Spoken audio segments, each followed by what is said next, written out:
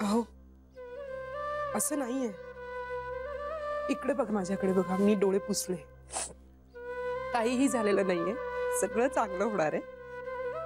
आणि आणि वाटेल ते होते, जान्हवी परत ह्या घरी येणार आहे हे अंतिम सत्य आहे.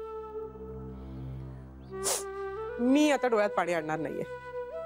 तुम्ही सुद्धा हे असले काहीही विचार करू नका, सगळं चांगलं होणार आहे. चला उठा, खाली चला, मी चहा करून देते तुम्हाला. चला.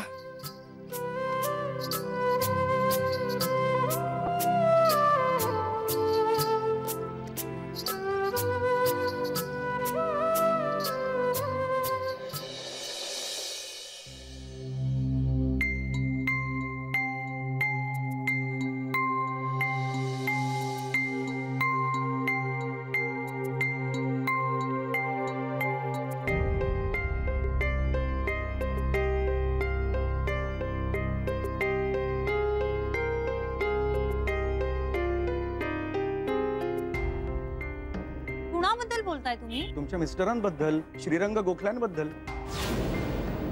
गैरसमज तुमचा झालाय माझ्याबद्दल. तुम्ही काहीतरी तुमच्या बँकेतल्या लोकांना माझ्याबद्दल सांगितलंय.